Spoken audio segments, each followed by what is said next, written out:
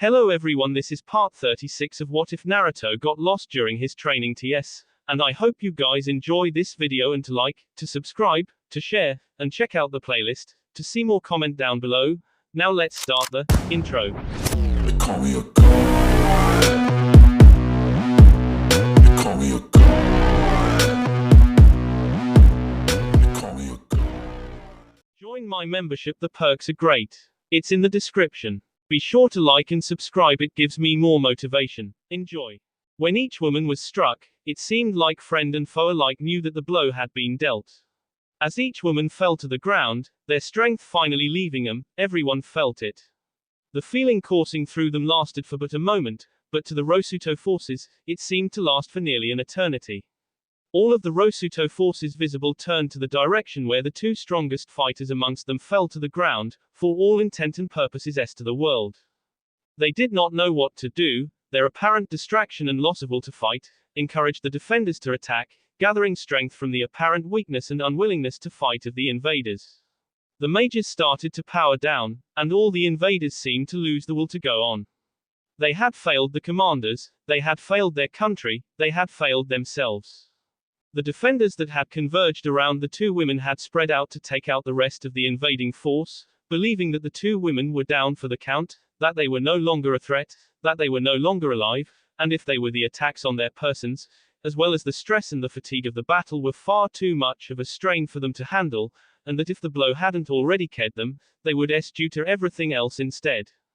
The storm above the battlefield grew more intense after blows that downed the two women were dealt. None of the two forces noticed it. The defenders were too empowered by such an actions that they were too busy butchering defenseless Rosuto troops to notice the anger that emanated from the storm that presided overhead. The Rosuto forces were in turn too busy in their lack of life, in their loss of the will to fight, to notice the monster that was looming overhead. They were also too busy to notice anything else, but the feeling of the blows that their side had received. No one of the battlefield noticed the intensification of the storm overhead. Lightning and thunder clashed against one another.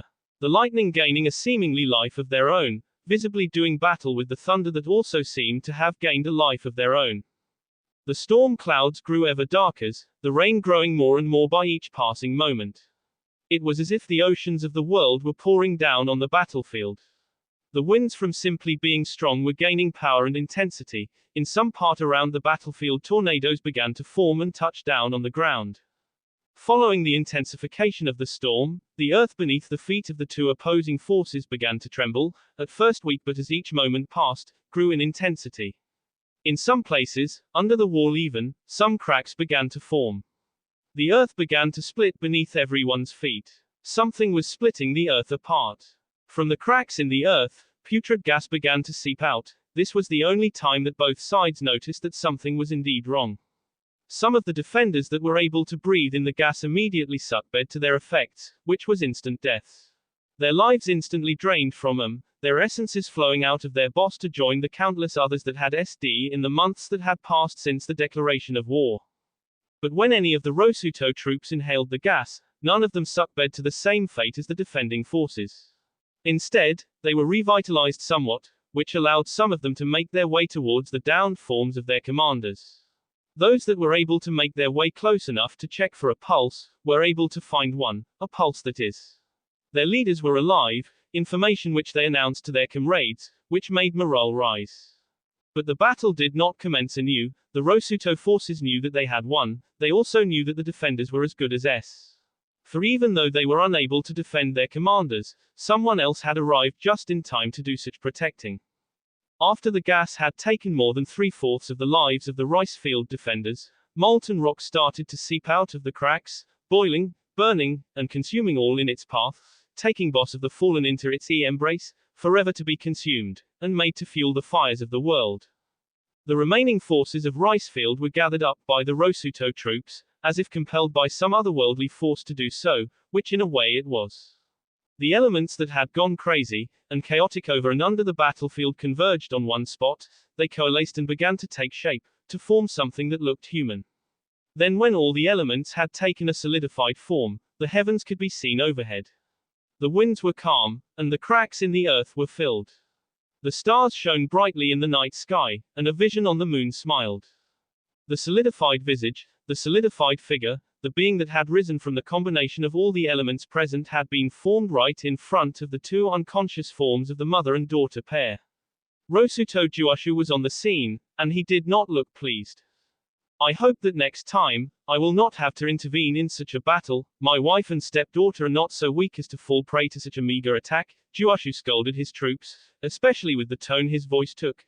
They cannot be killed so easily, and you men and women of Rosuto no Kuni are no so weak yourselves that you would really lose to such a pathetic bunch of insects. It's just that. Well, they seemed to be so invincible. Seeing them fall, it was like a crushing blow, one of the soldiers said. I know, but instead of wallowing in the self-pity and disappointment, you should have used the experience to strengthen yourselves, not stand around idly by, and allowed your allies to fall defenseless at the blade of your attackers.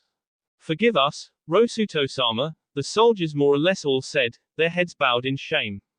Forgiven, Juashu said, tend to the wounded, and one of you remind them that they are not as immortal as I.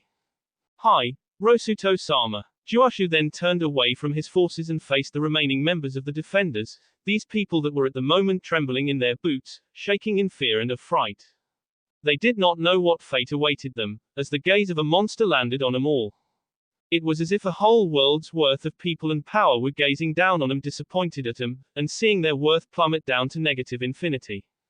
They knew then and there that there was no hope for redemption, that there was absolutely no way in heaven, purgatory, the crossworlds, or hell, that they would be leaving the battlefield alive.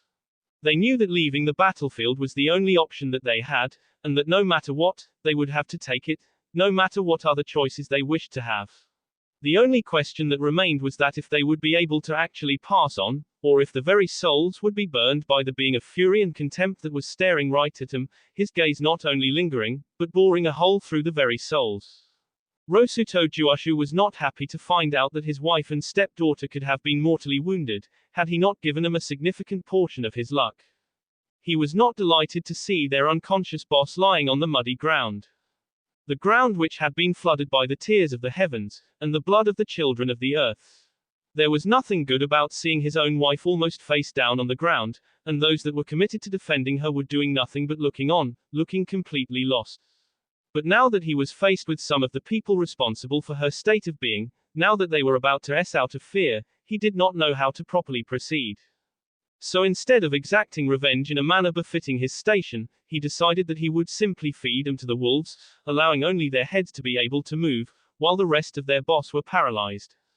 Enjoy your meal, my direwolves, by not halting in your attack, you have earned this reward, Juashu said, calling out to the wolves, leave not a bone intact, or left, the only remnants of their corpses that I want to be left are anything that comes out of your asses. As Juashu walked away, he could hear the screams of men and women, crying out in the night, calling out for help, receiving none, and ultimately giving into the cold embrace of the Shinigami. Juashu simply walked away, and was blown away into dust by the wind, carrying him back to the south of Hai no Kuni. After Juashu left, and the two commanders were laid down on a bed, the wall was secured, and gates were forcefully formed into it. The supplies were brought in, along with the rest of the troops that were left outside. The plan of attack was being formed by the officers that remained. The invading force was fewer in number, but they were still strong. They had their resolve. They would destroy the serpent that saw himself as a god, that saw himself as an immortal, one that cared not for the lives of others. There was still some land ahead of them, a few innocents that need not be pulled into the war. They needed a plan of action. Having enough scouts to scour the land, the officers decided to send a few of them out to survey the land, and to see how to proceed, if there were any bases or the like scattered around the land. Intelligence reports gathered said that Orochimaru had a fondness for not keeping all of his things in one place at the same time, having his things separated, and spread out in order for not all the things to be compromised. The officers of the Rosuto army needed to know where the locations were, and what they held, as well as locations of innocents, or those worth saving. Then there was the number of troops at the land of rice fields daimyo's disposal. There was an innumerable number of things that were needed to be known. Due to the number of unknowns encountered in the entry battles, the officers decided to utilize more caution. Intelligence was half the battle as it were, and they wanted to win. It took a few weeks for the scouts to return with whatever intelligence they were able to gather.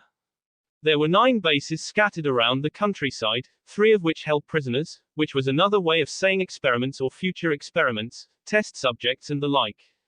The other bases held the oto-nins that were in reserve, as well as some facilities that varied depending on the base. The scouts were also able to find an actual Otogakure no Sato. Orochimaru was apparently one who constantly strived and sought out knowledge. This proved to be an asset to his people as there was a great library in the city-like hidden village. There was a populace to match the size of the village, but there were no fighters in it. It seemed as if all the fighters were in 2 places. The first place was the northern border, or what was left of it that could still be deemed to be under the direct control of Rice Field. The other half, or more like third, of the Rice Field fighters were battling it out with the northern Hai no Kuni defenders.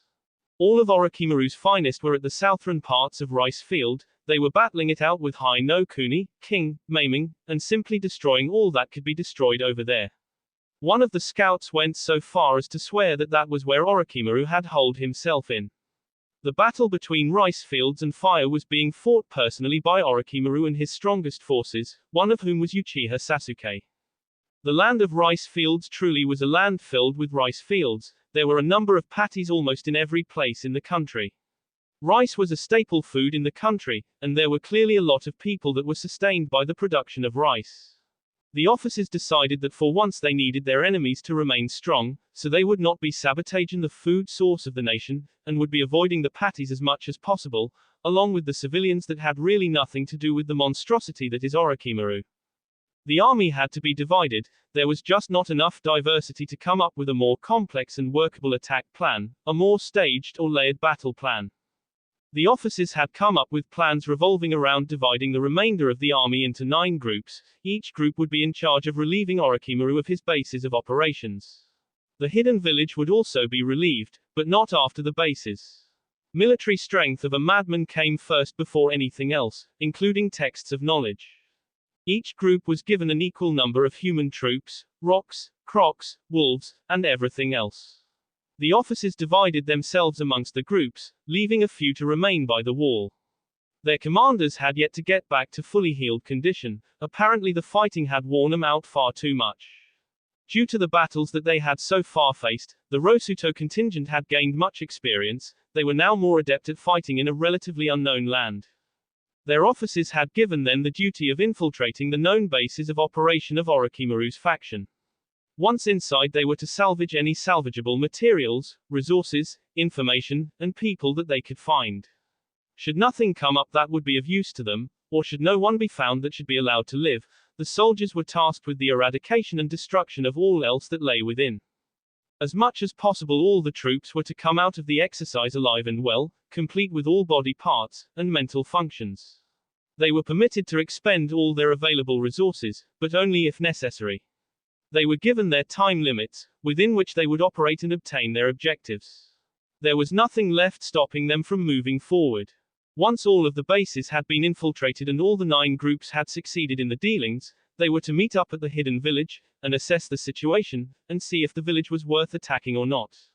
For all intents and purposes, that village could be a home of neutrals. Such a side, while not needed in a war, did not need to be attacked, but rather needed to be watched. Should there be any that did not wish to join the fighting whatsoever, or those that did not deserve to be caught in the fray, they were going to be extracted, similar in fashion to what had occurred in Konoha. The first group made it safely to the first base that was assigned. It was hidden underground, which, unlike the country's hidden village, really was hidden. Infiltration was easy as anything easy. There were no defenses, there were no traps, there was nothing special about the base at all. When the rest of the troops made their way into it, they noticed something strange. For a base of operations, it was rather empty. Even the majors thought that it was barren, and they scanned the place for anything hidden or not, and yet nothing was found. But there were some signs of equipment and the like having previously been housed in the base, but there was also evidence that it had recently been moved out. The initial reports about each base was that they had something of value to the highest higher up in the land, as there were some people seen moving around, and going in and out of the facility. But by the looks of things, they were moving things out, one sealing scroll at a time. Due to the emptiness of the base, they decided to simply blow it up, its value skyrocketing downward at every turn. They found absolutely nothing inside of the hidden facility that was of use to them. So the mages and some soldiers set up their explosives in places that would bring the house down more efficiently than simply dropping them all in one place. When all preparations were complete, they left the base and moved a few meters away from the mouth. If there was one thing these soldiers it was mortal, being such they were relatively imperfect as opposed to those that had gained some form of enlightenment. Due to their previous battles, one would think that they would have exercised more caution, and made sure to always be on high alert in enemy territory. But like many mortals, their faults had a tendency to bite them in their rears when they least expected it. They may have checked for traps within the hidden facility, but they had failed to check for traps in the surrounding area. Traps that would detonate or activate once the facility had been breached by unauthorized persons. The soldiers didn't know what hit them. As they watched the underground base get blown sky high, they too experienced a similar event. They were ambushed as they were celebrating their victory, small as it were. They were swiftly assaulted by creatures that they did not expect to have the ability to move at the speeds that they were moving. Sure, the land of rice fields was one of the nations that held within its borders an abundant diversity of shinobi, chakra users, and the like, for even her samurai had the ability to manipulate this latent energy to a degree. The monsters that sprung out of the ground were made entirely of stone, powered by crystallized chakra placed deep within their chests. They were human in appearance, or they would have looked the part had they not been made entirely of what they were made of. Where eyes should have been there was nothing, simply blackness, but the Rosuto forces knew one thing, then and there, it was time to fight for their lives. The main attackers and defense of the group were the mages with the vast knowledge on manipulating the elements to doing their bidding. These golems of stone were no match for the conventional weapons that the soldiers were armed with, and there was not enough space for their avian comrades to help crush the constructs, without harming one of their own in the process. Aside from the mages, the crocs were able to be of some help as they bashed away the golems with a swing of their mighty tails. But still it was not enough to even shatter the golems. Trial and error would not work in this situation as it was one beyond their limited ability and control. They simply had to keep fighting until someone figured out a plan of action. The mages with their love for logic had forgotten the other aspect of their craft, which was the use of their imaginations, the use of the power of creation. Creativity was one of the reasons why magic was more powerful than conventional weaponry, as it did not necessarily have to conform to the definitions and structures that had been formed through the centuries. Belief is a powerful thing, coupled with imagination, and magic, there was a lot of things that could be done. But these battle-hardened mages had no time to dwell on such things, they simply stuck to what they knew, that the earthen element had a weakness, and they were using it to no advantage. If the usual won't work, why not use a neutral? One of the soldiers shouted to the nearest mages before having to roll out of the way of a descending fist. Teleporting out of the way, a mage that heard the suggestion decided that if direct assaults on their beings was not doing much other than slow them down, then the indirect approach might prove useful. The mage from high above a golem, standing on a platform of air, levitated a nearby boulder and had it drop on top of the golem. The result was that cracks were visibly forming along some part of the golem's head, which was the most damage any of the 50 of the lot that were attacking had sustained. The Rosuto forces were able to not lose a member of their unit so far, and due to the most recent success, they were able to do a bit more than just run and dodge. Once the other mages witnessed what had happened, they decided to follow suit with a similar mode of attack. Half of them recalling that they had the ability to teleport not only themselves, but also other things and people, got their people out of the way and placed them on the backs of the rocks in the air. The crocs need not be protected as they were doing fine as they were. The wolves were boosted in their speed and were made to run as fast as they could away from the following golems. With all friendlies out of the way, the mages dropped chunks of the base that they had just blown up on the golems. Being larger in size, the sizable chunk did more than just crack the hardened shells of the attacking golems. Then there were those few mages that remembered their training, their lessons in gravity manipulation. Using this knowledge, they held the golems in place, while some others either dropped chunks of debris on the unsuspecting golems, or forcibly crushed them with pressure, air pressure and the like, until all that was left were dust particles. That will be all for this video. Be sure to like, subscribe, share, and comment down below for more videos. Goodbye.